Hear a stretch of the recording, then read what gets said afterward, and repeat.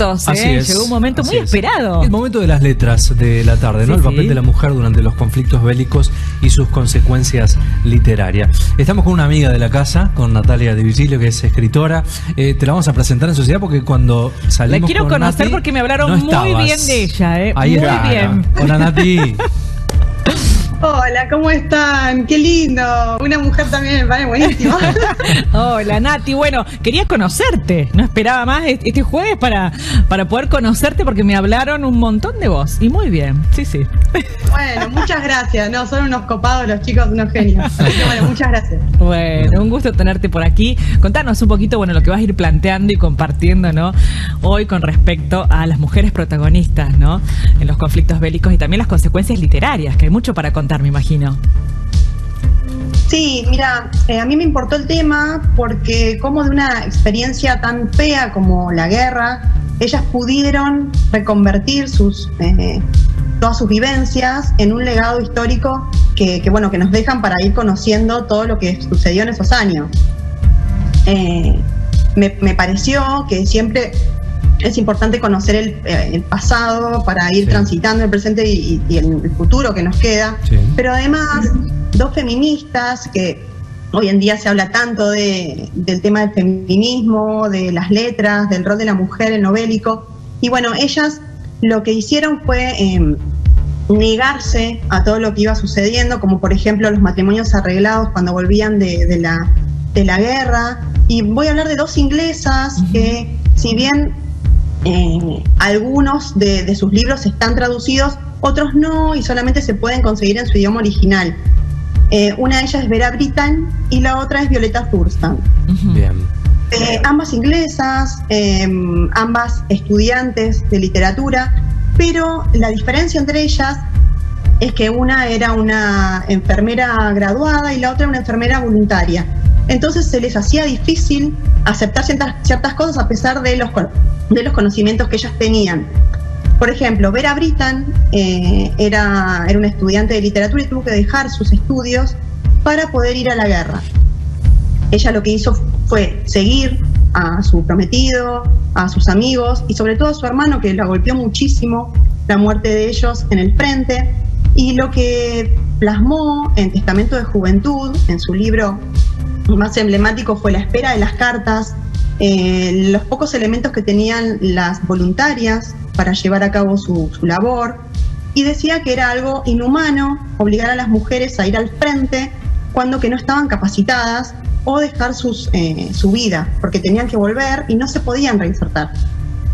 De hecho, cuando digo que ella era feminista y pacifista, fue porque se negó a los llamados matrimonios posbélicos, y ella quiso seguir su carrera y se terminó casando con otra persona un poco más grande que la dejara ser, diríamos, ¿no?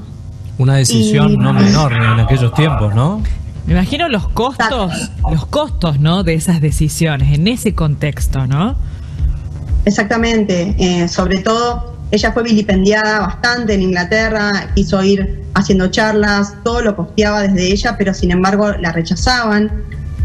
Tardó 20 años en escribir Testamento de Juventud, que recientemente fue traducido al español, así que ese super librazo, como yo le digo, se puede conseguir en nuestro idioma, pero todo lo que ella tuvo que transitar hasta poder lograrlo, ¿no? Claro, porque hoy lo escuchamos en 2021, parece una cuestión sencilla. En aquella época eran aquellas mujeres pioneras que fueron marcando el sendero, el camino, ¿no? Sí, además que siempre todo lo que tiene que ver con la mujer, me pasa cada vez que trato de tocar, de ir conociendo a las nuestras también, en Argentina, toda la lucha que han tenido, siempre es menospreciado, siempre es escondido. En este caso las mujeres eran obligadas a ir al frente, cuando que quizás no querían, algunas sí, pero lo que pude ver de esa época, y que ellas también contaban, era el tema de la ola de envejecimiento prematuro tanto en varones y mujeres que volvían de la guerra, en las obligaciones, en el rechazo, tanto mujeres como hombres, y por eso hacían que se juntaran y se casaran entre ellos. Y algunos, pensemos con todas las consecuencias psicológicas, dos personas rotas, diríamos, juntarse y todo lo que ello conllevaba, ¿no? Realmente, Bien. bueno, interesantes historias, ¿no? Las de estas mujeres. Decíamos, un título ya está traducido al español y el otro no. Sí, no, claro, porque ahora de Violeta Thurston hay 2 libros Sí. emblemáticos de ella, pero solo se pueden conseguir en inglés. Y ella sí era una enfermera graduada, ella sí quiso ir a la guerra, pero además estudiaba literatura, arte y geografía. ¿Y qué sucedía? Tenía otra cosa. Ella durante 10 años estuvo en el hospital y era participante de la Cruz Roja, pero también se quería graduar y no se le permitía graduarse en letras. Entonces se le dio un título intermedio que la habilitaba para poder escribir, pero ella quería dedicarse a ambas cosas. Entonces dijo, bueno, me enrolo, de todas formas voy voluntariamente al frente, pero cuando le tocó estar ahí, sufrió heridas de guerra y algunas enfermedades que contrajo, entonces tuvo que volver y sí, ahí quiso escribir y sí se animó a contar todo lo que sucedió y además ejerció presión en el gobierno británico para que las enfermeras que sí estaban graduadas hubiera un registro y no se siguiera mandando a las otras mujeres que querían continuar con su vida, que no querían enrolarse y sufrir. Y entonces en uno de sus libros, durante la convalecencia, ella fue contando todo lo que sufrían las enfermeras, tanto graduadas como las voluntarias, sin los elementos, bajo presiones de los hombres y también teniendo que ir a las trincheras y atender tanto a las personas que eran aliadas como a los enemigos. Mirá, eso fue para ella un punto de quiebre. Nati, ¿cuándo todas estas historias se transforman en historias literarias realmente? ¿Cuánto tiempo toma la historia, cuánta distancia toma la historia para empezar a contar y relatar estos hechos? Yo creo que a veces necesitamos sanar algunas heridas, ver con distancia ciertos contextos.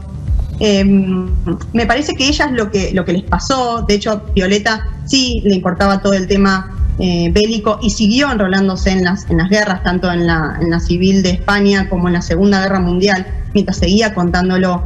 Yo creo que en ese momento, si bien estaban en el fragor de la lucha feminista, no se daban cuenta que lo que estaban dejando era un legado. Claro. Porque el otro libro que ella escribe, que Violeta Thurston escribe, que tampoco está traducido, es un manual que se sigue consultando en las enfermeras para ver qué sucedía en esa época.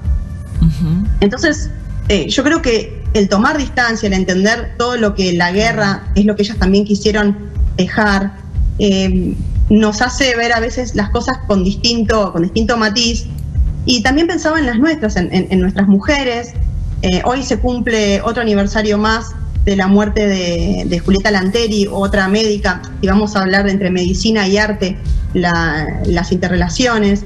Y ella luchó y murió en el medio también, si bien nosotros no teníamos guerras, ella murió en el medio de la década infame, entonces también fue su lucha feminista y de decir no quiero tal guerra, no quiero tal lucha. Y eso en la mujer, como decía al principio, siempre se ve escondido y tuvo un papel muy, muy importante.